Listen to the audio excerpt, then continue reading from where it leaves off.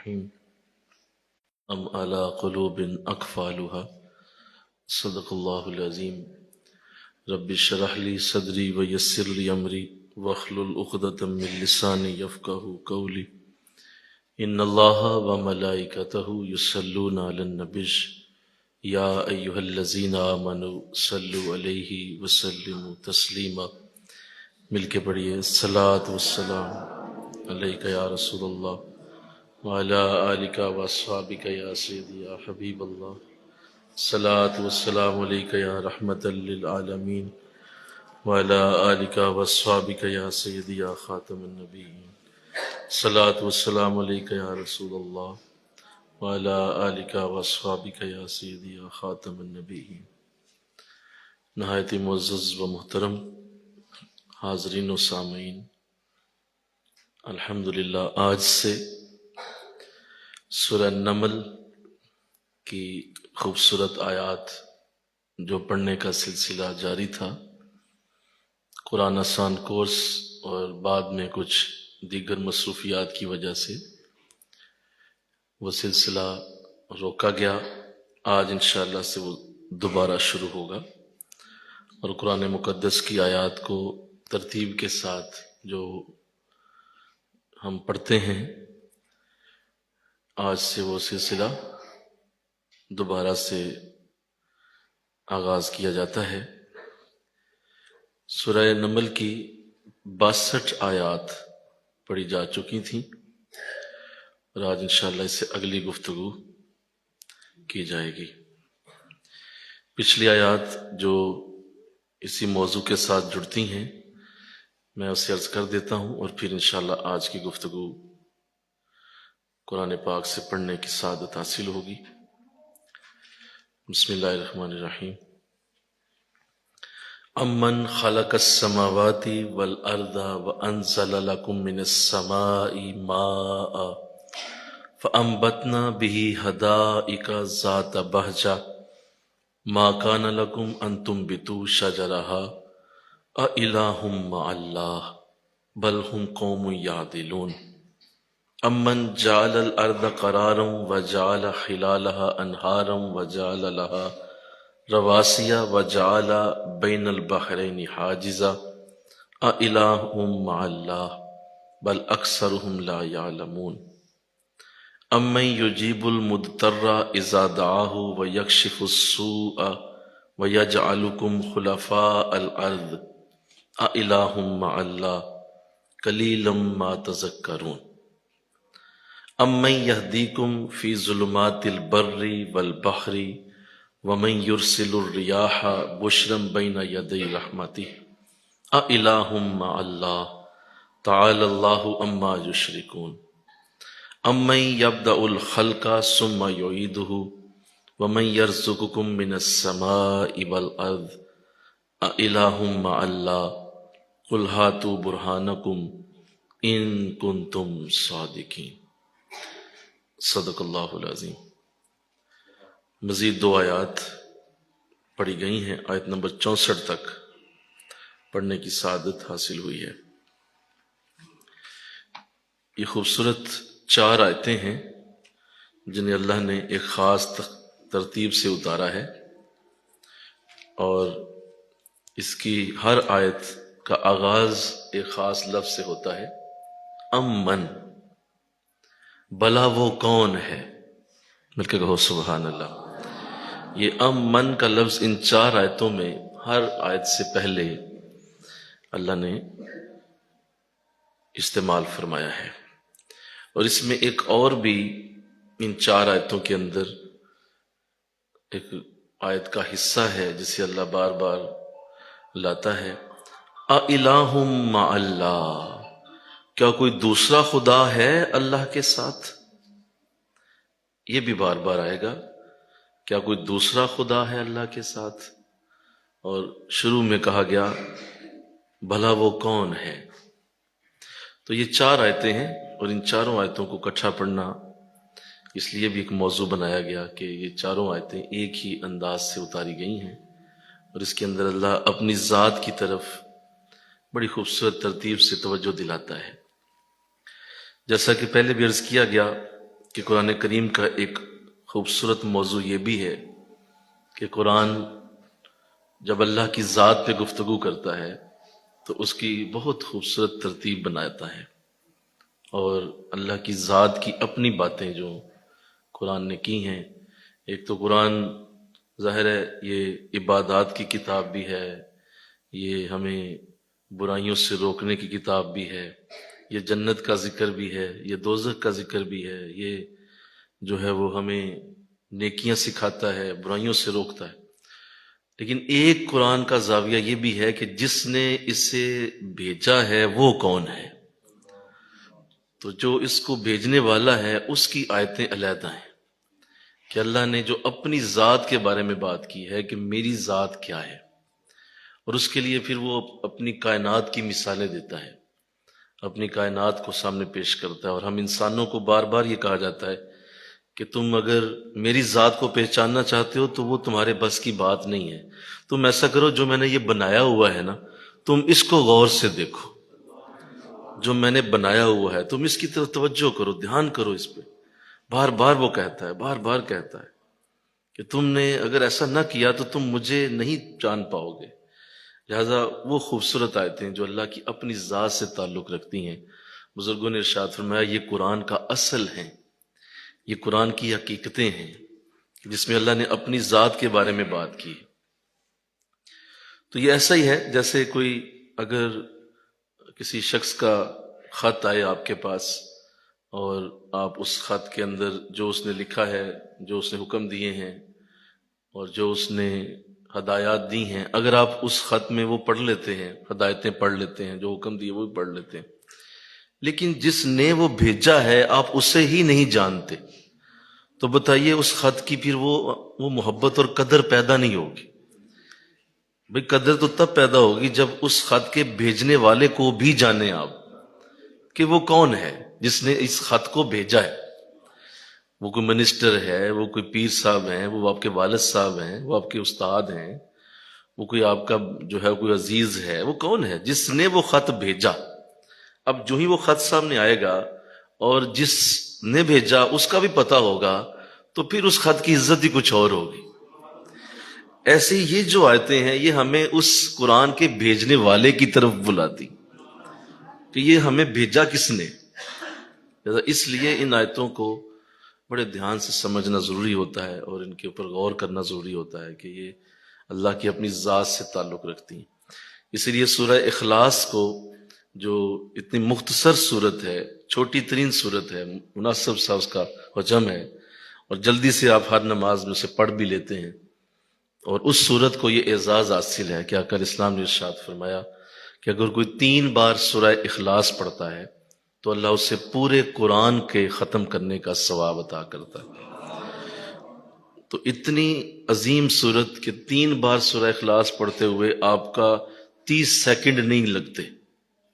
تو 3 بار سورہ اخلاص کوئی پڑھے تو اس کے 30 سیکنڈ ختم نہیں ہوتے، لیکن اللہ کی بارگاہ سے اسے ایک قرآن ختم کرنے کا ثواب ملتا ہے۔ تو اس کی وجہ کیا ہے؟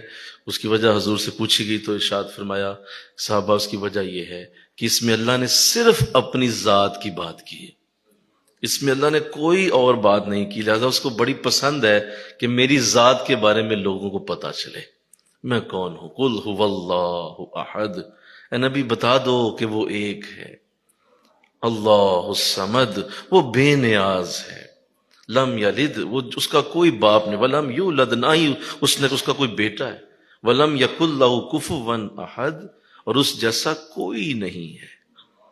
اتنا آپ نے پڑھا 10 سپارے پورے ہو گئے۔ تو اب اس سے اندازہ کریں کہ اللہ کی اپنی ذات کی باتیں کتنی اہمیت رکھتی ہیں، اور وہ آیات جن میں خود اس کو اپنی ذات کو ڈسکس کرنا پسند ہوتا ہے اس کو کتنا غور سے پڑھنے کی ضرورت ہے۔ باقی چیزیں تو اس نے بھیجی ہوئی ہیں، ظاہر ہے اس کی آیات ہیں، بہت سارے اور موضوعات پہ ہیں۔ تو یہ 4 آیتیں اللہ نے اپنی ذات کے اوپر اتاری۔ آئیے میں اس پہ چونکہ پہلے بات کر چکا ہوں، صرف میں اس کا ترجمہ پڑھوں گا، اور جو آج ہماری آیت ہے اس پہ میں آؤں گا۔ امن خلق السماوات والارض، آپ نے ذرا جب بھی اسے سننا ہے اس آیت کو تو سبحان اللہ کہتے جانا ہے، کیونکہ یہ ہمارے رب کی خود ذات کی باتیں ہیں۔ بھلا وہ کون ہے جس نے آسمانوں اور زمین کو بنایا؟ ہاں ہاں، تو ہمیں فوراً جواب دینا چاہیے مولا وہ تو ہی ہے، سبحان اللہ تو ہے۔ بھلا وہ کون ہے جس نے آسمان اور زمین کو بنایا اور جس نے تمہارے لیے آسمان سے پانی اتارا اور پھر اس پانی سے خوش منظر باغات اگائے۔ ذرا بولتے جاؤ یار آپ، تمہاری طاقت نہ تھی کہ تم درخت کو اگا سکتے تو کیا دوسرا خدا ہے اللہ کے ساتھ؟ اور ایسے لوگ جو راہ راست سے پرے ہٹ رہے ہیں انہیں علم نہیں ہوگا۔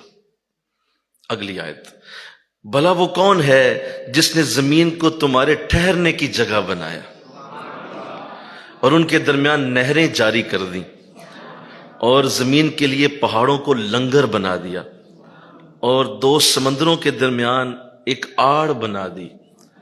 کیا کوئی اور خدا ہے اللہ کے ساتھ؟ ہائے ہائے، مجھے کہو سبحان اللہ۔ بلکہ ان میں سے اکثر لوگ بے علم ہیں۔ بھلا وہ کون ہے جو ایک بے قرار کی فریاد قبول کرتا ہے جب وہ اسے پکارتا ہے، اور وہ کون ہے جو تکلیف کو دور کرتا ہے؟ اور کس نے تمہیں زمین میں خلیفہ بنایا؟ کیا کوئی اور بھی خدا ہے اللہ کے ساتھ؟ ہائے، کیا ترتیب ہے، کیا مزہ ہے۔ کیا کوئی اور بھی خدا ہے اللہ کے ساتھ؟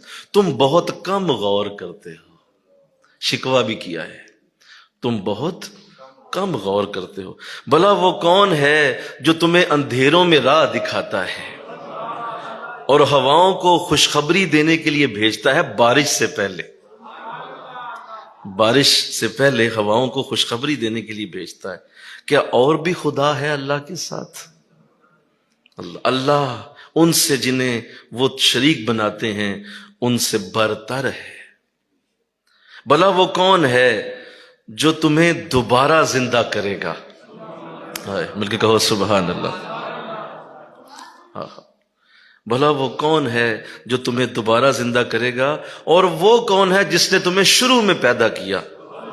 اور وہ کون ہے جو تمہیں آسمان اور زمین سے رزق دیتا ہے؟ کیا کوئی اور خدا ہے اللہ کے ساتھ؟ اللہ، اے نبی فرما دیجئے، کل ہاتو برہانکم ان کنتم صادقین۔ اے نبی ان سے فرما دیجئے، اے مشرکو اگر کوئی دلیل ہے تو پیش کرو۔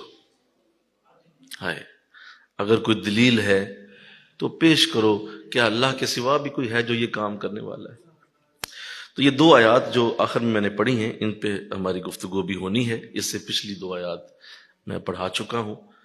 یہ دو آیتیں جو آیت نمبر 63 ہے اور آیت نمبر 64 ہے، سنیے۔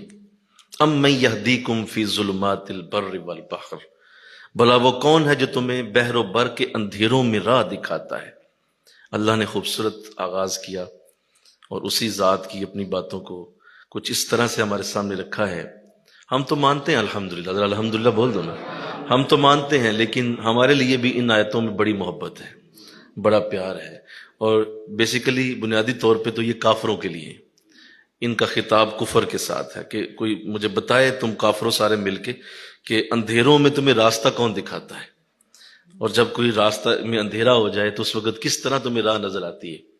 تو آپ جانتے ہیں کہ یہ ستارے جو ہیں یہ سمندر کے اندر یہ راہ دکھانے کے لیے اللہ نے ایک خوبصورت ترتیب ستاروں کی بنائی ہوئی ہے، اور جتنے بھی بحری جہاز چلتے ہیں وہ سارے ان ستاروں کو دیکھ کے چلتے ہیں، اور ستارے انہیں سمت بتاتے ہیں کہ یہ شمال ہے، یہ جنوب ہے، کیونکہ جب آپ سمندر کے درمیان میں پہنچتے ہیں تو وہاں کوئی مشرق مغرب جنوب شمال نہیں رہتا، سمندر کے درمیان میں چاروں سمتیں ایک ہو جاتی ہیں، لہذا وہاں تمہیں ستارے راہ دکھاتے ہیں، اور ستاروں کے ذریعے سمندری جہاز جو ہے وہ اپنا سفر کر رہے ہوتے ہیں۔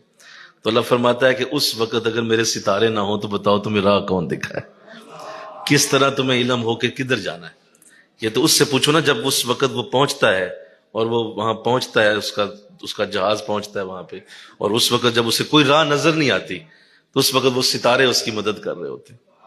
اللہ، مل کے کہو سبحان اللہ۔ آگے فرمایا کہ کیسی میری ادا ہے کہ میں جب بارش برسانے لگتا ہوں تو اس سے پہلے ہوائیں بھیجتا ہوں۔ یعنی یہ بھی کتنا خوبصورت میرے رب کا انداز ہے، ایک دم بارش شروع ہو جائے تو بہت سارے لوگوں کی بہت ساری چیزیں خراب ہو جائیں، لیکن بارش سے پہلے ہوا بھیجتا ہے، ٹھنڈی ہوا کے جھونکے آتے ہیں لوگ کہتے ہیں بھائی اپنی چیزیں سنبھال لو، بارش ہونے والی ہے، اٹھاؤ چیزوں کو اندر کر لو، بھائی برتن سنبھال لو، بھائی یہ چارپائیاں اٹھا لو، بھئی یہ سیٹ کر لو، چیزوں کپڑا ہے، دکان ہے، اس کو سیدھا کر لو، بارش ہونے والی، لگتا ہے ہوا چل رہی. تو کہا یہ جو ہوا بھیجنے والا ہے وہ کون ہے تمہارے لیے؟ اگر ہم ڈائریکٹ بارش اتاریں کتنی مشکل ہو تمہیں، لیکن ہم خوشخبری دینے کے لیے پہلے ٹھنڈی ہوا بھیجتے ہیں. اللہ اکبر. اس سے ایک اور مراد ایک مفسر نے لی ہے، میں اس پہ توجہ چاہتا ہوں. مفسرین کا بھی اللہ نے کیا خوبصورت اللہ نے دل بنایا، اور کتنے کتنے خوبصورت تصور والے لوگ قرآن کی تفسیر کرتے رہے.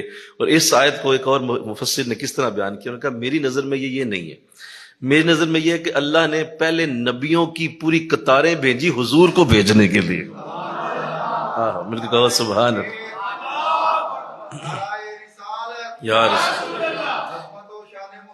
یعنی پہلے 1,24,000 جو نبی آئے تھے وہ ٹھنڈی ہوا کی طرح تھے، اور حضور آئے ہیں بارش بن کے، آپ باران رحمت بن کے تشریف لائے ہیں. تو آپ نے فرمایا میری نظر میں یہ آیت کا معنی یہ ہے کہ اللہ فرما رہا ہے کہ پہلے جو میں نے ہوائیں بھیجی ہیں یہ نبیوں کی قطاریں، اور اب میرا نبی آ گیا ہے باران رحمت بن کے، یہ بارش بن کے آ چکا. رحمت للعالمین کا لقب بھی آپ کا ہے.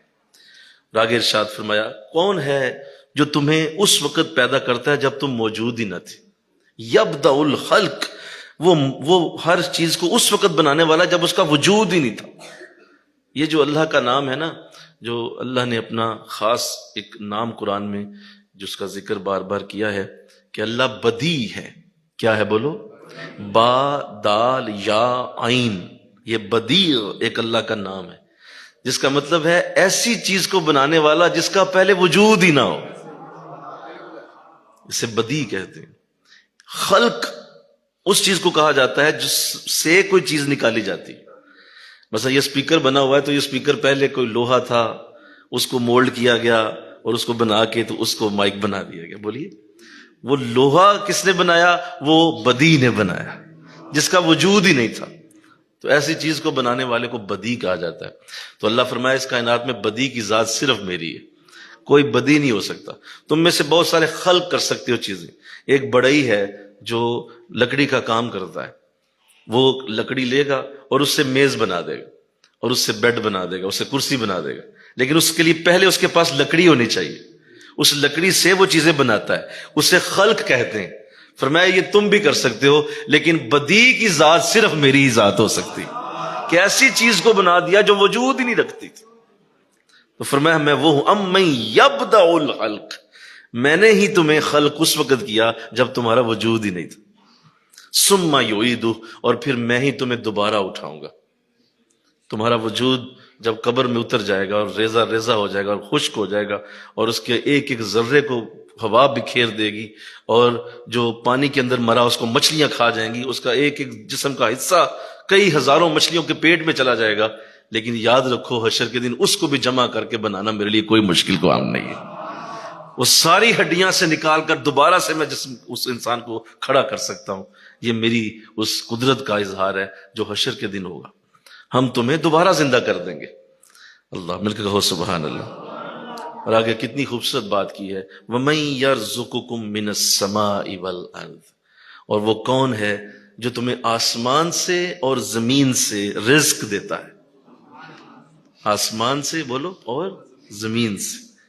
آپ غور کریں تو ہم سب کا رزق جو ہے وہ زمین سے آتا ہے. ہم جتنی بھی چیزیں استعمال کرتے ہیں وہ ساری جو ہے وہ ہمارے جسم کی جو غذا ہے اس کا تعلق زمین کے ساتھ ہے. ایسا ہی ہے بولو سارے. زمین کے علاوہ تو کوئی شے نہیں ہم استعمال کرتے. ہمارا جسم جو بھی استعمال کرے گا وہ زمین سے نکلے گی، چاہے وہ پانی ہے، چاہے وہ خوراک ہے، وہ پھل ہیں، وہ اجناس ہیں، جو بھی ہمارے جسم کی غذا ہے اس کے لیے اللہ نے زمین رکھی ہوئی ہے. اور جو ہماری روح کی غذا ہے وہ آسمانوں سے اترتی ہے. اللہ آسمانوں سے روح کی غذا اتارتا ہے. یہ جو جب تم ذکر کرتے ہو، جب تم سبحان ربی الاعلیٰ کہتے ہو، جب تم وہ سبحان ربی العظیم کہتے ہو، تو وہ جو تمہارے دل میں سکون اتر رہا ہوتا ہے وہ آسمانوں سے زمین کی طرف آتا ہے.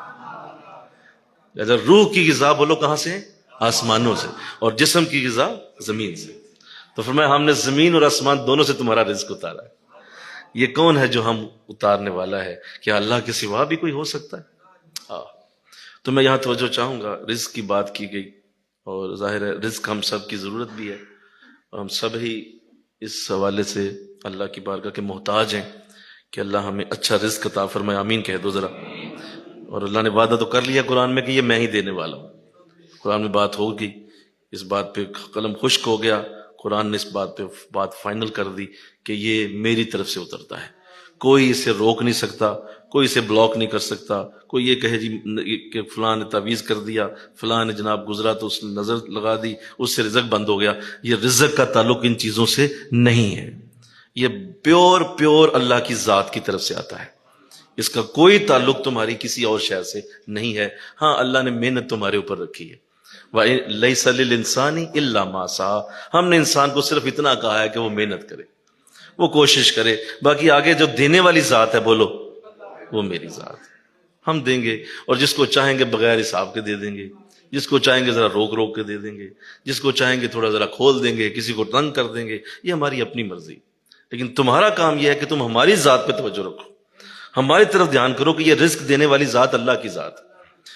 تو یہاں میں آپ سے چند باتیں اس لیے کرنا چاہتا ہوں کہ ظاہر ہے آج جس دور میں ہم جی رہے ہیں اس میں اللہ کی ذات پہ ہمارا اعتماد تو ہے، لیکن اس کے باوجود اللہ یہ چاہتا ہے کہ میرے بندے خوشحال ہوں، میرے بندے خوشحال ہوں، اور اللہ اس پہ خوش ہوتا ہے۔ واللہ خیر الرازقین، یہ لفظ اتنے خوبصورت ہیں کہ اللہ بہترین رزق دینے والا ہے، ہم تمہیں بہترین دینا چاہتے ہیں، یہ ہماری طرف سے یہ ضمانت لے لو کہ ہم تمہیں اچھا دینا چاہتے ہیں، ہم تمہیں بہترین دینے کے لیے خوش ہیں، اور ہمیں کوئی مسئلہ نہیں ہے کہ تم جتنا اچھا استعمال کرو گے، ہماری زمین کے خزانے بھرے پڑے ہیں، ہماری زمین کے خزانے بھرے پڑے ہیں، تمہیں کسی قسم کی کمی آ جائے یہ رب کی ذات کی طرف سے نہیں ہوگا، تمہاری اپنی کوشش میں کمی ہے، تمہارے اپنے معاملات میں کہیں نہ کہیں کمی ہے تو تمہاری مرضی ہے، ورنہ ہم تمہیں خوشحال دیکھنا چاہتے ہیں۔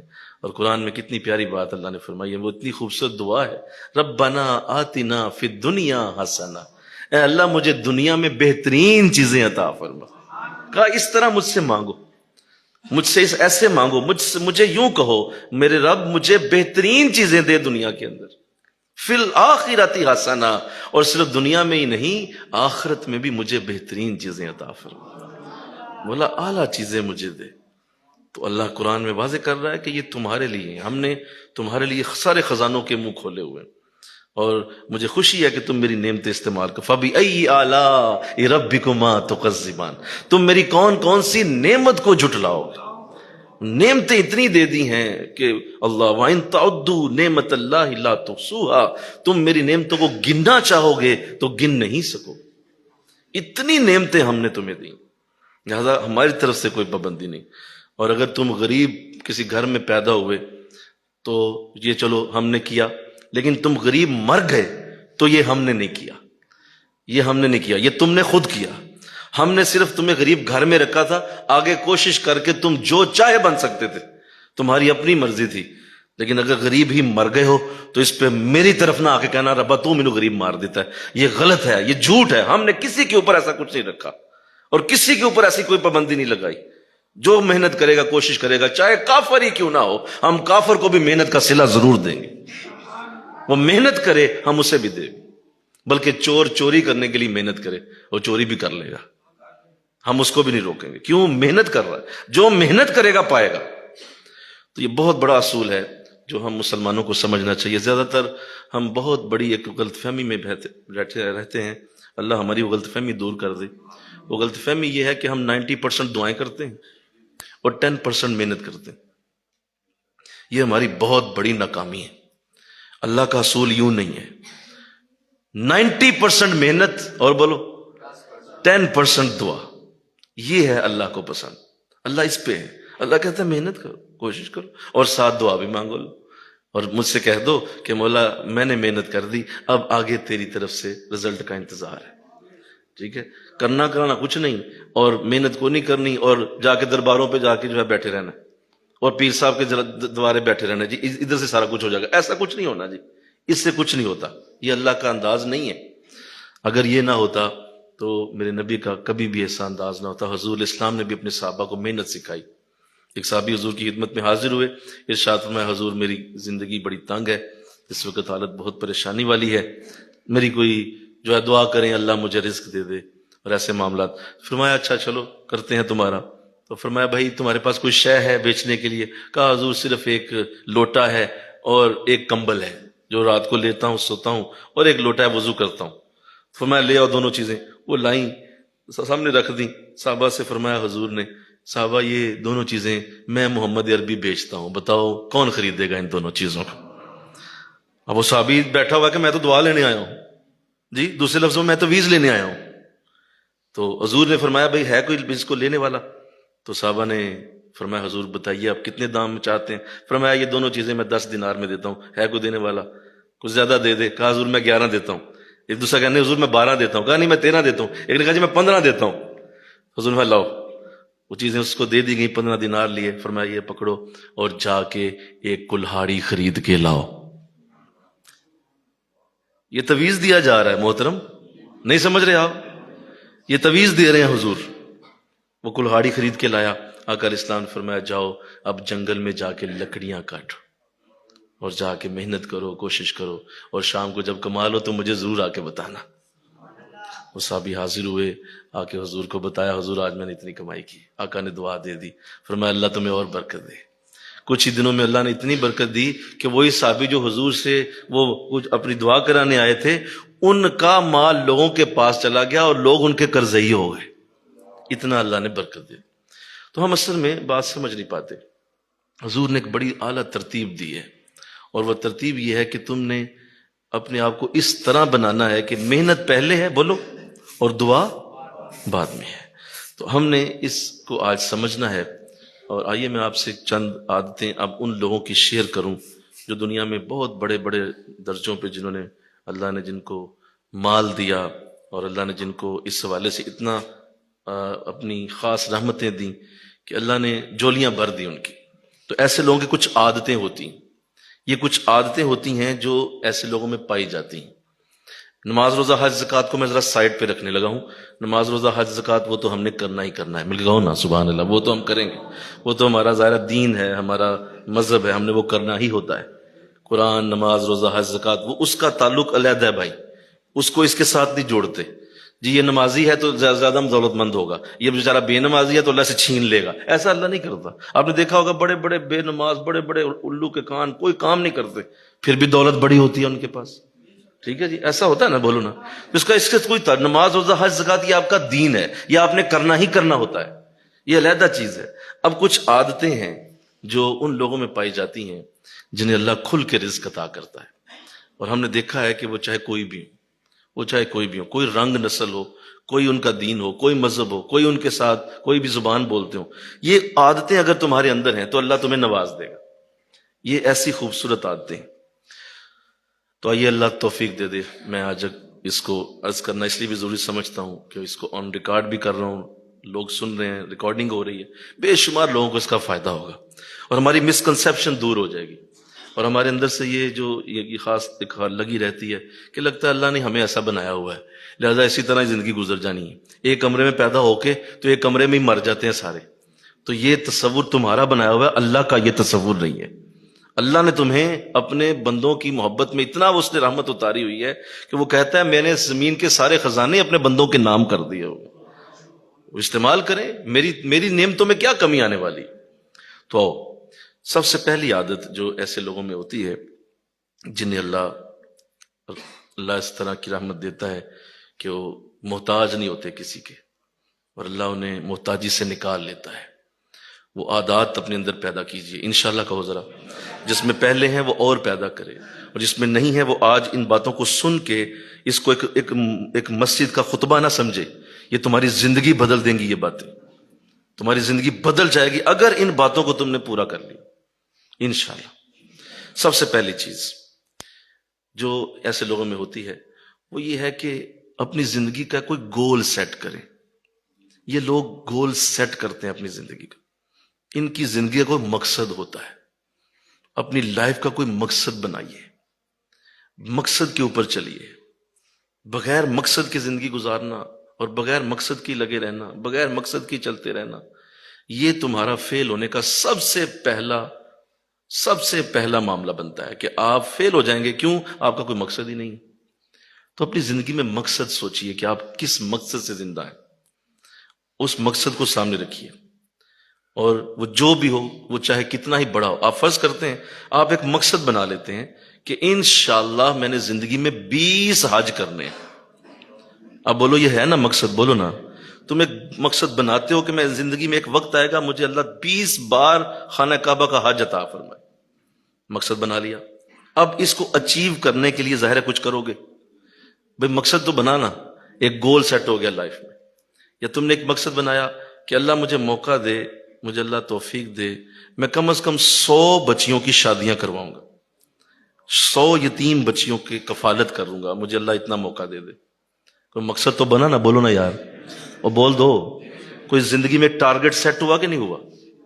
ایک مقصد کوئی ایسا بنا لے کہ اللہ مجھے موقع دے، میں اپنی زندگی میں 50 اللہ کے گھر بناؤں گا، مسجدیں بناؤں گا. تو یہ ایک مقصد سیٹ ہو گیا آپ کی لائف کا. کوئی مقصد ہوتا ہے. اور جو ہم نے بنایا ہوا ہے نا کہ پیسہ کمانا مقصد ہے، تو یہ مقصد ہے ہی نہیں ہے. مقصد پیسہ نہیں ہوتا. پیسہ تو آپ کی ایک ضرورت ہے، اور آپ نے اس کو اس لیے کمانا ہوتا ہے کہ آپ نے اس کی وجہ سے اپنے مقصد کو پورا کرنا ہوتا ہے. مقصد پیسہ نہیں ہوتا، مقصد وہ مقصد ہوتا ہے. اگر وہ مقصد پورا ہو رہ جائے تو پیسہ خود ہی آئے گا. ہم بے وقوفی یہ کر جاتے ہیں کہ ہم ساری زندگی میں کوئی ایک بھی ٹارگٹ نہیں سیٹ کرتے. آپ یہاں بیٹھے ہیں، میرے سامنے کتنے لوگ بیٹھے، میں دعوے سے کہہ سکتا ہوں شاید کوئی ایک بھی ہو جس نے کوئی ایسا مقصد زندگی میں سیٹ کیا ہو کہ میں نے زندگی میں یہ کام کرنا ہے، چاہے مرنے سے پہلے کروں، ضرور کروں گا. کوئی بھی نہیں. کوئی ہمیں بتاتے نہیں کہ یہ بھی کوئی زندگی میں چیز ہوتی ہے. صبح اٹھے شام ہوئی، صبح اٹھے دوپہر ہوئی رات ہوئی، صبح اٹھے پھر سو گئے، پھر اٹھے پھر سو گئے. جانوروں کی طرح مر جاتے ہیں سارے. زندگی کا کوئی مقصد ہوتا ہے. اس مقصد کو جب اچیو کرو گے تو دنیا میں تمہارا نام بلند ہو جائے گا.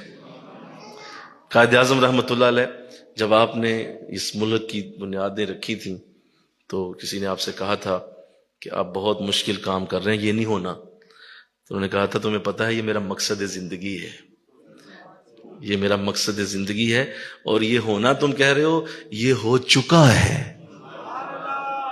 اتنا یقین ہے مجھے میرے رب پہ کہ میرا مقصد پورا ہوگا. تو ہو گیا. ہمارا کوئی مقصد ہی نہیں ہوتا.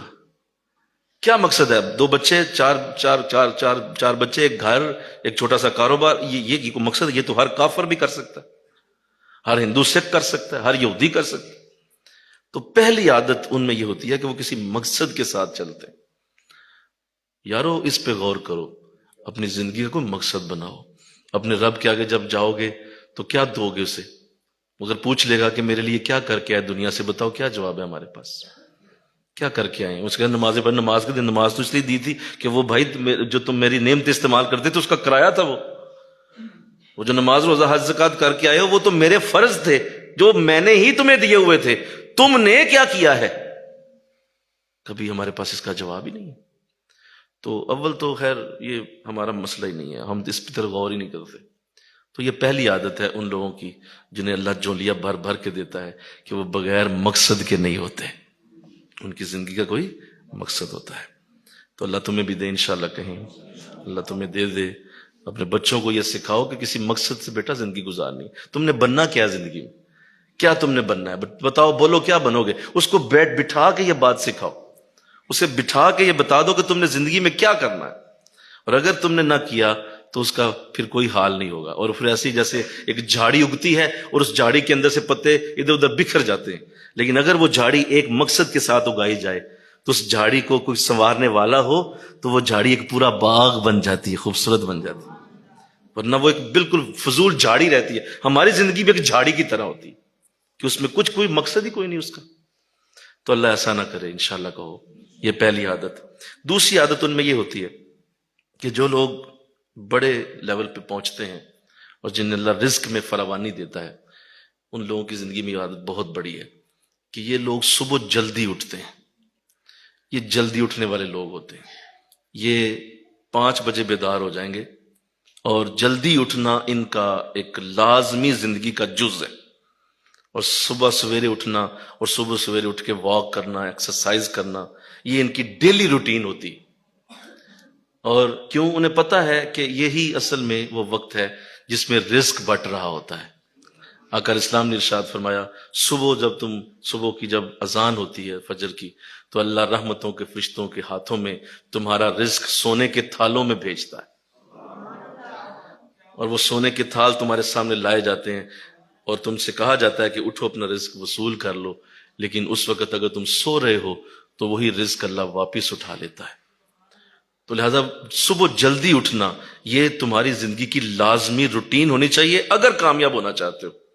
یہ لیٹ سوتے رہنا، لیٹ سوئے رہنا اور منوسوں کی طرح 11 بجے تک گھروں میں لوگ سوئے رہتے ہیں، اس گھر پہ نوست نہیں اترنی تو کیا اترنا ہے؟ وہاں رزق ہوگا بھی تو کچھ نہیں ہونا۔ یہ مال کی زیادتی سے نہیں ہوتا، یاد رکھیں، یہ عادتیں ہوتی ہیں جو انسان کو امیر بنا دیتی، وہ عادتیں امیر بناتی ہیں، پیسہ امیر نہیں کرتا، آپ کی عادتیں آپ کو امیر کر رہی ہوتی۔ ایک بندے کے پاس بڑا پیسہ ہے، اٹھتا 12 بجے ہے، کیا کرے گا اسے؟ کیا کرے گا؟ اس پیسے کو ضائع کر دے گا اور وہ بیمار ہو جائے گا اور کسی نہ کسی کینسر میں مبتلا ہو جائے گا۔ کیوں؟ اس کے پاس وہ عادت ہی نہیں ہے جو اصل امیروں کی عادت ہوتی ہے، صبح جلدی اٹھنا۔ ہماری قوم دیکھ لیں کیا حال ہے، بازار دیکھ لیں، 1 بجے بازار کھلتے ہیں اور شکایتیں ساری دنیا کی سن لو ان سے، کہتے جی ہمیں تو دیکھیں رزق کی کوئی نہیں، دیکھیں پاکستان میں برکت ہی کوئی نہیں۔ بھئی آپ اپنی روٹین دیکھیں، روٹین یہ ہے کہ صبح اٹھنے کی عادت۔ آقا اسلام فجر سے پہلے تہجد ادا کرنے میں اللہ نے تہجد آپ پہ فرض کر دی ہوئی تھی، اور ادھر عشاء کے وقت سو جانا اور صبح فجر کے وقت اٹھنا، یہ تہجد اور ادھر سے فجر، یہ حضور کا طریقہ ہے۔ تو یہ دوسری عادت ہے کہ اللہ جس کو دے دے اس کی جھولی بھری رہتی ہے، کیونکہ وہ صبح جب اٹھتے ہیں، دیکھیے جو صبح 5 بجے اٹھا اور لوگ جا کے 9 بجے اٹھے، 4 گھنٹے یہ زیادہ کام کر سکتا ہے ان سے، بولیے نا، 4 گھنٹے کا فرق ایک دن میں پڑا ہے۔ اگر یہ فرق 1 سال میں جائے تو بولو کتنا ہوگا؟ نہیں سمجھے؟ 1 سال میں یہ 4 گھنٹے کا فرق کہاں جائے گا؟ 2 سالوں میں کہاں جائے گا؟ بولو، نہیں سمجھے ابھی بھی؟ 6 سالوں میں کہاں جائے گا؟ یہ 4 گھنٹے کا فرق 10 سال میں تمہیں کتنا کامیاب کر دے گا تم سوچ نہیں سکتے۔ جو 5 بجے اٹھا اور 9 بجے اٹھ رہا، اس کے 4 گھنٹے کا فرق کبھی نہیں مٹ سکتا۔ تو صبح جلدی اٹھنے کی عادت بناؤ اگر اپنی جھولیاں بھرنا چاہتے ہو۔ اپنے بچوں کو یہ روٹین دو، خود اٹھو، واک کرو، ایکسرسائز کرو، باہر نکلو، اللہ کی ٹھنڈی اس وقت ہوا۔ بلکہ میں نے کہیں جمعہ پڑھا، بڑا مزہ آیا، وہ کسی نے لکھا تھا کہ یہ صبح کی ہوا کے جھونکے ہوتے ہیں، یہ اصل میں سونے کی ہوا ہوتی ہے، سونے جیسی، یہ گولڈ ہے۔ جو صبح کے وقت اللہ ہوا چلاتا ہے نا، وہ سونے جیسا ہوتا ہے، اتنی اس کی قیمت ہے، اور تم لوگ اسے ضائع کر دیتے ہو روز۔ تو یہ دوسری عادت ہے کہ وہ صبح اٹھتے ہیں، واک کرتے ہیں، ایکسرسائز کرتے ہیں، اور اپنی ایکسرسائز کی روٹین بناتے ہیں۔ اور واک کرنا اور ایکسرسائز کرنا یہ ان کی زندگی کا لازمی جز ہوتا ہے، کسی صورت بھی وہ اس سے پیچھے نہیں ہٹتے۔ یہ جو واک کرنا ہوتا ہے یہ کتنا ضروری عمل ہے۔ اللہ نے اگر اس سے کوئی اچھا عمل ہوتا تو حج اور عمرے میں اللہ وہی کراتا۔ پورا حج اور عمرہ صرف اور صرف واک کے اوپر اللہ نے کر دیا ہو۔ سارا حج صرف کیا ہے؟ ذرا بولو نا، واک ہے۔ عمرہ کیا ہے؟ واک ہے، چلنا ہے آپ نے بس۔ تو اللہ نے اسی کو، اگر یہ عمل اتنا اعلیٰ نہ ہوتا تو اللہ کبھی نہ یہ بنا۔ لوگ اس کو سمجھ نہیں پاتے، نہ کسی کو واک کی عادت ہے۔ ہمارے محلے دیکھ لو، سارے سب فارغ لیٹ کے سو کے زندگی ضائع کر دی۔ تو یہ دوسری عادت ہے، اللہ توفیق دے۔ تیسری عادت یہ ہے کہ جو لوگ جن کی جھولیاں بھری ہوتی ہیں، آپ ان میں دیکھیں گے کہ وہ کبھی بھی اپنا وقت ضائع نہیں کرتے۔ نیور ویسٹ ٹائم، کبھی بھی وقت ضائع نہیں کریں گے فضول قسم کی گپوں میں، فضول قسم کے جمگٹوں میں، فضول قسم کی چوکوں میں، اور لوگوں کے ساتھ بیٹھ کے لگے رہنا اور 6 گھنٹے بیٹھے باتیں کرتے رہنا، چگلیاں ادھر کی ادھر مارتے رہنا، یہ ناکام لوگوں کی عادت ہے۔ کامیاب لوگ تمہیں کبھی بھی نظر نہیں آئیں گے ایسی جگہوں پہ جہاں پہ اس طرح کی فضول ایکٹیویٹی ہو رہی ہو۔ کبھی وقت ضائع نہیں کریں گے یہ لوگ، اپنے وقت کی قیمت دیکھتے ہیں کہ کتنا قیمتی میرا وقت ہے، اور میں نے اس کا ایک ایک لمحہ کاؤنٹ کرنا ہے، یہ دوبارہ کبھی واپس نہیں آنا۔ یہ لوگ وقت ضائع نہیں ہونے دیتے۔ لمبا ٹی وی دیکھتے رہنا، لمبا میچ دیکھتے رہنا، اور لگے رہے مختلف قسم کی ایسی ایکٹیویٹیز میں، فیس بک پکڑ کے اس کی جو ہے وہ لگے رہنا، کئی گھنٹے بیٹھے ہوئے ہیں، کوئی اس کا فائدہ نہیں۔ تو ایسا کام یہ نہیں کریں گے جی۔ اگر اسلام نے ایک حدیث میں ارشاد فرمایا، سنی حضور کی حدیث، ارشاد فرمایا کسی شخص کے اسلام کا حسن یہ ہے کہ وہ لا یعنی کاموں سے دور ہو جاتا ہے۔ ذرا بولو کیا کہا؟ کسی شخص کے اسلام کا حسن یہ ہے کہ وہ فضول کاموں سے بچتا ہے۔ جتنے فضول کام ہیں، گیمیں کھیلتے رہنا، فضول قسم کی ایکٹیویٹیز، کوئی ان کا فائدہ نہیں، نہ دنیا میں نہ آخرت میں، اس سے بچیں۔ اگر آپ اپنی جھولیاں بھرنا چاہتے ہیں، اپنے وقت کو ضائع نہ ہونے دیں، کیونکہ یہ وقت بڑا قیمتی ہے، ایک ایک لمحہ بڑا قیمتی ہے۔ سکندر اعظم جب مرنے لگا نا، آدھی دنیا فتح کر چکا تھا، تو مرنے لگا، فوت ہونے لگا، بیماری ایسی ہو گئی، حکیموں نے کہا جی آج شام تک آپ کے پاس وقت ہے، اس سے زیادہ وقت نہیں ہے، اور آپ کو لگ رہا ہے کہ یہ وقت بس اتنا ہی ملنے والا ہے، اس سے زیادہ ہمیں کوئی امید نہیں کہ آپ جی پائیں گے۔ اس نے ان کے پاؤں پکڑ کے کہا تھا مجھے کل شام تک کا وقت کسی طرح دے دو، میں اپنی اتنی بڑی یہ جو اتنی بڑی میں نے فتح کی زمین، میں اس کے ٹکڑے کر دوں، اس کو میں ڈیوائیڈ کر دوں، اس میں تقسیم کر دوں، اپنے عزیزوں میں کر دوں، دوستوں میں کر دوں، انہیں بلا کے کم از کم یہ ساری چیز تو دے دوں، اتنا بڑا میں نے علاقہ فتح کیا۔ تو انہوں نے کہا تھا جی نہیں، شام سے پہلے پہلے آپ جو کر سکتے ہیں کر لیں، اس کے بعد آپ کے پاس وقت نہیں ہے۔ اور ایسا ہی ہوا، شام سے پہلے پہلے وہ مر گیا۔ لہذا ایک ایک لمحہ قیمتی ہے، آپ نے اگر اسے ضائع کر دیا دوبارہ واپس نہیں آنا، تو کبھی بھی ایسا نہ کریں اپنی زندگی میں۔ ارے سبحان اللہ ہی پڑھتے رہیں، مل کہو نا سبحان اللہ، کوئی دو تسبیح پڑھ لیں، کوئی ہاتھوں کو استعمال کر لیں، کوئی زبان کو ہلا لیں، وقت کو ضائع نہ کریں۔ اس سے بڑی کوئی زیادتی نہیں ہے کہ آپ کتنے کتنے لمحے ٹائم کو بیٹھ کے ضائع کر کے اللہ کی بارگاہ میں پہنچو گے تو اللہ اس کی قیمت وصول کرے گا کہ میں نے تمہیں زندگی کے اتنے قیمتی لمحے دیے تھے، کہاں ضائع کر کے آئے۔ تو تم نے اگر یہ عادت سیکھ لی تو تمہاری جھولی بھری رہے گی، محتاجی سے دور ہو جاؤ گے۔ جتنے بھی تمہیں ایسے نظر آئیں گے نا، سارے جتنے بھی منجی توڑ اور سارے یہ چور چکے، یہ سارے اس طرح کے ہوتے ہیں، لمبا ٹائم ضائع کرتے ہیں، باتیں کرتے رہیں گے، گپے ماریں گے، ادھر کی ادھر کریں گے، اور اتنا وقت ضائع کریں گے، نماز گزر یا گزرتی رہے، استغفر اللہ، قرآن پڑھنے کا وقت جاتا رہے، کوئی فرق نہیں پڑتا۔ تو آپ ایسی حرکتیں کریں کہ جھولی کیسے بھری جائے گی آپ کی؟ ممکن ہی نہیں ہے۔ تو اپنے آپ کو اتنا کاؤنٹ کریں کہ میرا وقت قیمتی ہے، اس وقت کو میں نے ضائع نہیں ہونے دینا۔ چوتھی بات، یہ لوگ کبھی بھی ایک بزنس نہیں کرتے، یہ ہمیشہ 2 یا 3 بزنس کرتے ہیں۔ بڑے لوگوں کی عادتیں یہ ہوتی ہیں کہ وہ ایک کام پہ انحصار نہیں کرتے، وہ ضرور اپنا دوسرا اور تیسرا انکم کا 2 یا 3 لیول ضرور بناتے ہیں کہ اللہ نے اگر ایک طرف سے معاملہ بند ہوا تو بولو ذرا بول دو نا یار، تو اللہ دوسری طرف سے ذریعہ بنائے، اگر وہ بھی بند ہوا تو تیسری طرف سے۔ ایک ہی کام شروع کر کے اسی کو ساری زندگی کرتے رہنا، کبھی تم بڑے آدمی نہیں بنو گے، سوال ہی پیدا نہیں ہوتا۔ اس کو پھیلاؤ، اس کو 2 سے 3 میں لے جاؤ، اس کی سکل کو بڑھاؤ، اس کو نئی نئی جگہوں پہ لے جاؤ، اس سے دیکھو گے اللہ رزق کے نئے نئے دروازے تیری زندگی میں کھولتا جائے گا۔ لہذا جو لوگ ایسا کرتے ہیں وہ کبھی بھی اس کی جھولی خالی نہیں رہتی۔ لہذا اپنی انکم کے لیول کو 2 سے 3 جگہوں پہ لے جائیں، ایک کام شروع کرے ساتھ دوسرا بھی، دوسرا کام کرے تیسرا بھی، اور اللہ سے دعا مانگے مولا جہاں سے تو چاہتا ہے اپنا رزق عطا کرتا ہے جا، اللہ ضرور دے گا۔ ایک کام شروع کر کے اسی پہ بیٹھے رہنا، اس سے محتاجی آتی ہے، کیونکہ جو ہی وہ کام ڈاؤن ہوا ساتھ ہی آپ کی زندگی میں برے دن شروع ہو جائیں گے۔ تو سمجھدار بندہ پہلے انتظام کرتا ہے، بولو نا، وہ پہلے انتظام کرتا ہے، وہ 1 سے 2 کام، 2 سے 3 کام کرتا ہے، تاکہ جہاں جہاں سے اللہ نے رزق کے معاملات لیے ہوں اللہ اسے عطا کرتا جاتا ہے۔ اللہ 5ویں عادت جو دیکھی گئی ان لوگوں میں جنہیں اللہ نے بڑا بنایا اور جن کو اللہ نے محتاجیوں سے نکالا، کہ یہ لوگ مطالعہ ضرور کرتے ہیں۔ کتابیں پڑھنا، کتاب کو پڑھنا اور کتاب کا مطالعہ کرنا، یہ بڑے لوگوں کی عادتیں ہیں۔ ناکام لوگ ٹی وی دیکھتے ہیں، ناکام لوگ فلمیں دیکھتے ہیں، ناکام لوگ بیٹھ کے وقت ضائع کر رہے ہوتے ہیں، ٹی وی دیکھ رہے ہیں، فلمیں دیکھ رہے ہیں، اور سمجھدار اور جن کو اللہ نے جھولیاں بھرنی ہوتی ہیں وہ کتابیں پڑھتے ہیں، بکس پڑھتے ہیں، مطالعہ کرتے ہیں۔ اور کتابیں پڑھنا، خیر ہماری قوم تو سکول نہیں جاتی تو کتابیں کون پڑھے، اس قدر برا حال، اس قدر برا حال، کتاب پڑھنے کا تصور ہی نہیں ہے ہمارے ملک میں، یعنی تصور ہی نہیں ہے کہ بکس پڑھی جاتی ہیں۔ اور کتابیں کھول کے پڑھنا، اور اللہ کے بے شمار لوگوں کو جنہوں اللہ نے بڑی عقل اور سمجھ دی، انہوں نے بڑی بڑی کتابیں لکھی، تفاسیر لکھی، حدیثوں کی کتابیں لکھی گئیں، بڑا بڑا کچھ اللہ کے نیک بندوں نے لکھا، اسے غرضی کو نہیں کسی شاید سے۔ وہ کہتا ہے جی میں نے صبح کمانا ہے، شام کمانا ہے، رات کمانا ہے، پھر سو جانا ہے آ کے، اس کے بعد میری زندگی میں کوئی کام نہیں۔ تو ایسا نہ کرو، کتابیں پڑھو، اس سے تمہیں ایسے ایسے راز سمجھ آئیں گے کہ دنیا جو 100 سالوں میں سیکھ رہی تھی وہ کتاب کا ایک صفحہ تمہیں وہ سکھا دے گا.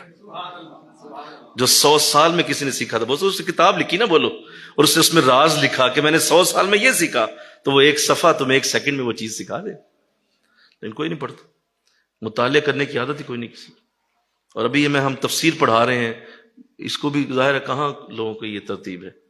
تقریر سنی، موج ماری، تھوڑا سا نعرے مارے، وہ گئے اور کہا جی کیا تقریر کی تھی. اور بھائی خود بھی کچھ پڑھ لو، خود بھی کچھ مطالعہ کرو، دیکھو اللہ والوں نے کیا کیا لکھا ہوا ہے. کتنی کتنی خوبصورت کتابیں لکھی گئی ہیں جہاں اللہ نے اپنے بندوں کے قیمتی 3 راز اس کے اندر دے دی. یہ قرآن بھی تو ایک کتاب ہے، مل کے کہو نا سبحان اللہ. اللہ کو اگر کتاب پسند نہ ہوتی تو قرآن کتابی شکل میں نہ آتا.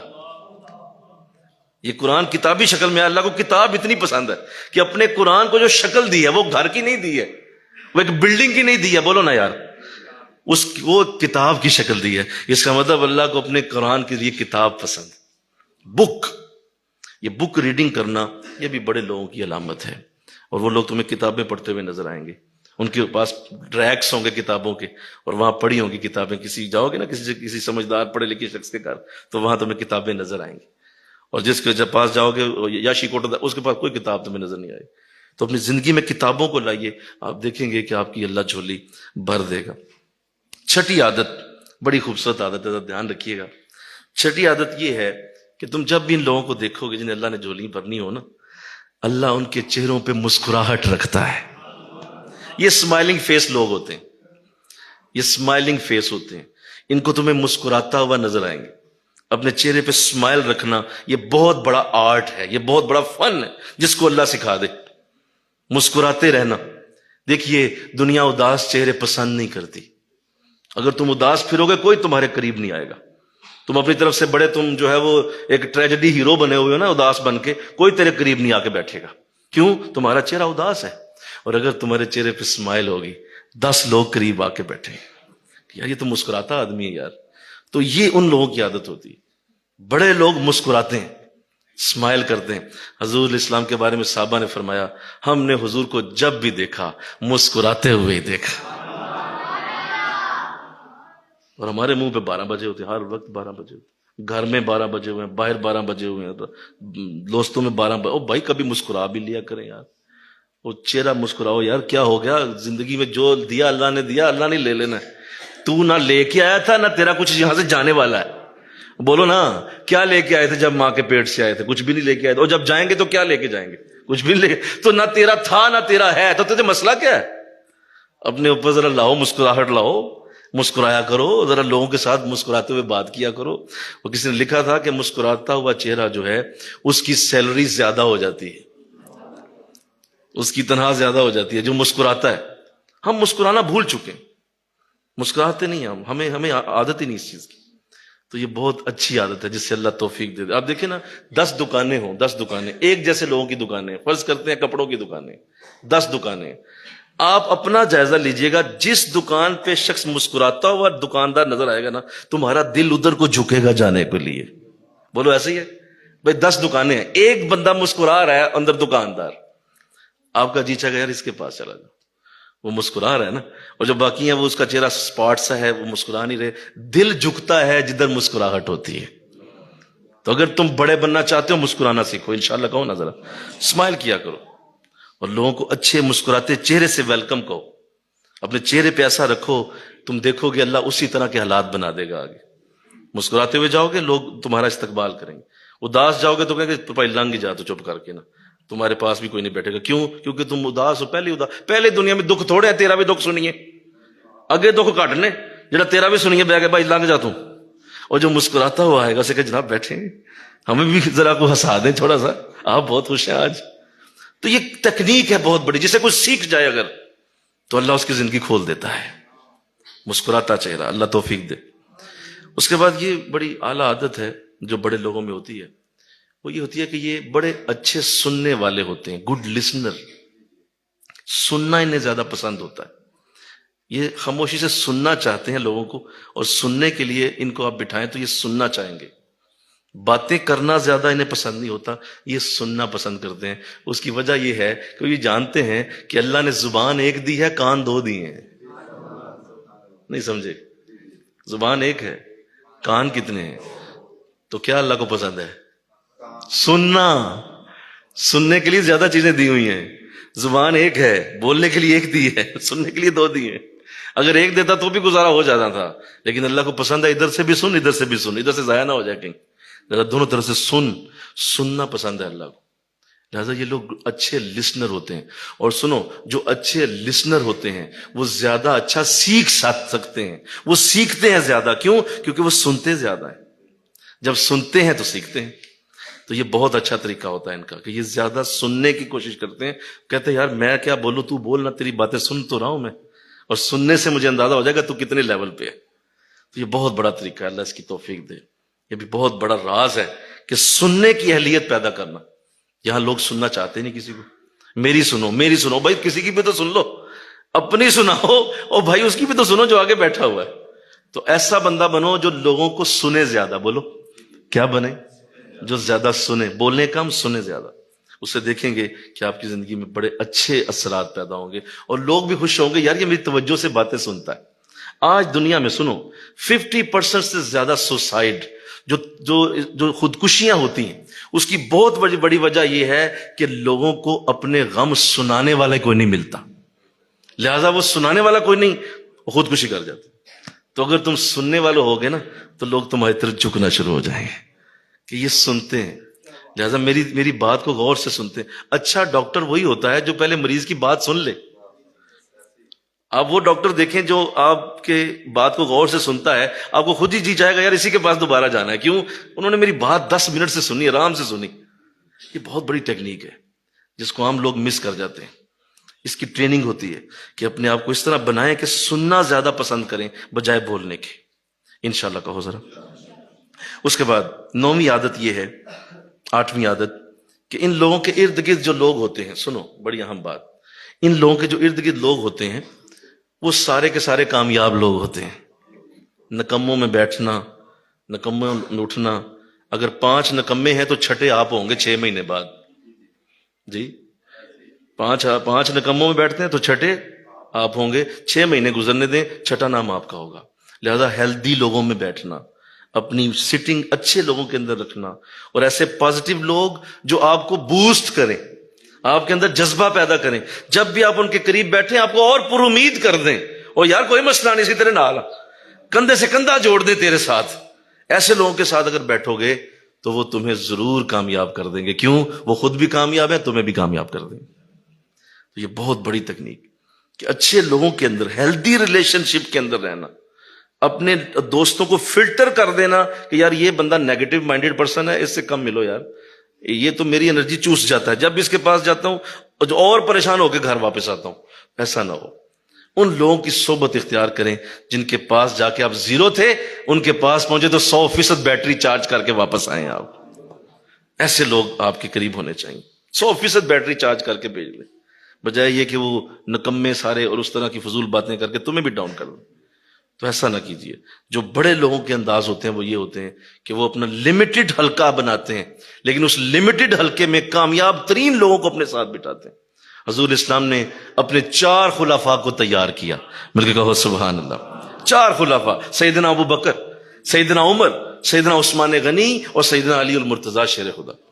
کیسے خوبصورت 4 لوگ تھے، اور ان 4 لوگوں کے ساتھ بیٹھنے والے کتنے کامیاب تھے. لہذا اگر تم بڑے کامیاب لوگوں میں بیٹھو گے تو ضرور ویسے بن جاؤ گے، کیونکہ تمہارے ساتھ ان کا ریلیشن روز ملے گا اور روز تمہیں وہ سکھاتے جائیں گے، اور ایک وقت آئے گا تمہیں بھی کامیاب کر دیں. اگر تم نکموں میں بیٹھو گے سوال ہی پیدا نہیں ہوتا کہ تم ان میں سے نکل کے کامیاب ہو جاؤ.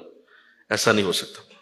اور آخر میں بڑی خوبصورت بات کہ یہ جو لوگ ہوتے ہیں، رچ ہیبٹس جن کی ہوتی ہیں، اور ان کے اندر ایسی عادت ہوتی ہے کہ انہیں رچ کر دیتی ہے، امیر کر دیتی ہے، وہ یہ ہے کہ یہ کبھی بھی زندگی میں مایوس نہیں ہوتے.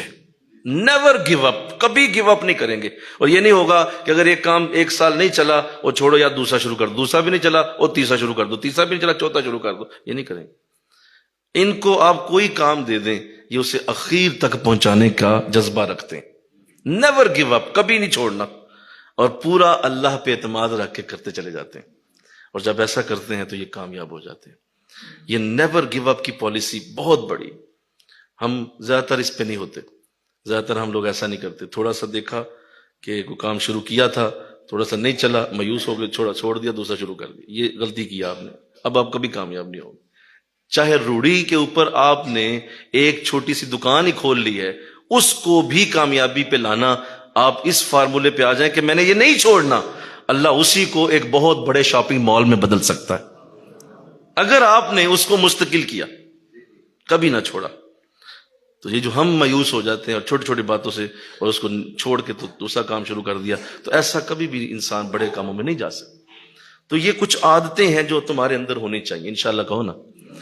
یہ وہ عادتیں ہیں جو اللہ رزق عطا کرتا ہے، برکتیں دیتا ہے، رحمتیں دیتا ہے، فضل دیتا ہے، اور اپنے بندوں کو چاہتا ہے کہ میرے بندوں کے اندر یہ خوبصورت عادتیں پیدا ہوں، اور ان عادتوں کے ساتھ وہ اپنی زندگی کے ساتھ چلیں، کبھی کمی نہیں آئے گی. یہ ساری عادتیں آپ دیکھ لیں، بڑے بڑے دنیا میں نامور لوگ جن کو اللہ نے اپنے کرم سے مال دیے، چاہے وہ یہودی ہیں، عیسائی ہیں، بڑے بڑے غیر مسلم ہیں، وہ یہ عادتیں اپنے ساتھ رکھتے ہیں، اللہ ان کو بھی دیتا چلا جاتا ہے. اللہ رج کے دے رہا ہے، کھلا کے دے رہا ہے. اور ہم جن کے پاس قرآن ہے، جن کے پاس رمضان ہے، جن کے پاس لیلۃ القدر ہے، جن کے پاس اتنے اتنے بڑے بڑے اللہ والے ہیں، وہ ہمیں جو ہے وہ ایسا لگتا ہے جیسے ہم سے جیسا منگتا ہی کوئی نہیں ہے ہمارے جیسا. ہم سے بڑا منگتا ہی کوئی، ہر بندہ پریشان، ہر بندہ جو ہے اس پہ پریشانی کے آثار. کیوں؟ یہ عادتیں نہیں ہیں. ان عادتوں سے دور رہ کے آپ چاہتے ہیں کہ آپ کے پاس ایسا آ جائے، ایسا ہو نہیں سکتا. تو آؤ یہ عادتیں سیکھو. ذرا میں دہرا دوں آپ کے لیے، ذرا دہرا دوں، یاد رکھیں گے آپ انشاءاللہ کہو نا. یہ یاد رکھیں گے، یاد بڑی خوبصورت عادت. پہلی عادت، جس کو اللہ بڑا بنائے، اللہ اسے کوئی زندگی کا مقصد عطا کرتا ہے. بولیے کیا؟ دوسری عادت یہ کہ وہ ڈیلی واک کرتا ہے، ایکسرسائز کرنا، صبح اٹھنا. یہ صبح کا روٹین بنانا اٹھنے کی، یہ اس کی زندگی میں لازم. الارم لگے ہوں گے، اٹھانے والا موجود ہوگا، بلکہ وہ یہ بھی کہہ دیں گے میں نہ اٹھ، میرے اوپر پانی ڈال دو، میں نے 5 بجے سے آگے نہیں جانا. اٹھو، وقت پہ اٹھنا اور اس پہ واک کرنا، اپنے جسم کو ہلانا، ایکسرسائز کرنا، یہ لازم ہوتا ہے. یہ دوسری عادت. تیسری عادت کہ وہ کبھی بھی اپنے وقت کو بولو ضائع نہیں ہونے دیتے، اور ہمیشہ وہ نئی سکل سیکھتے رہتے ہیں، مطالعہ کرتے ہیں، کتابیں پڑھتے ہیں. اپنی بکس کو، اللہ نے جو بڑے بڑے دنیا میں نامور لکھنے والے آئے، ان کی کتابیں ضرور پڑھتے ہیں. اور اسی طرح میں نے کہا کہ یہ لوگ اسمائلنگ فیس ہوتے ہیں، چہرے کے اوپر اسمائل رکھتے ہیں. پھر میں نے کہا یہ اچھا سننے والے ہوتے ہیں، سنتے زیادہ ہیں، بولتے کم ہیں. اور پھر میں نے کہا کہ ان کے ارد گرد جو حلقہ ہوتا ہے وہ بڑا کامیاب لوگوں کا حلقہ ہوتا ہے، کامیاب لوگوں میں اٹھتے بیٹھتے ہیں. اور آخر میں نے کہا کبھی بھی یہ مایوس نہیں ہوتے، ہمیشہ اللہ پہ امید لگا کے اپنے کام کو کرتے رہتے ہیں، پیچھے نہیں ہٹتے. اللہ ایک وقت آتا ہے کہ وہ جو اس کی کوشش اور مقصد ہوتا ہے وہ ضرور اللہ اس کو عطا کر دیتا ہے. تو روزانہ کی بنیاد پہ کام کرتے چلے جانا، ایک وقت آتا ہے کہ وہ مقصد حاصل ہو جاتا ہے. تو یہ خوبصورت عادتیں ہیں جو اللہ ہمیں دے دے انشاءاللہ، اور ہمارے ان بچوں کو دے دے. معصوم بچے ہیں، ان چیزوں کو سمجھیں اور ان چیزوں کو اپنے اوپر لاگو کریں. اللہ مجھے آپ کو توفیق عطا فرمائے. وما علینا الا البلاغ. سنتے ادا فرمائے.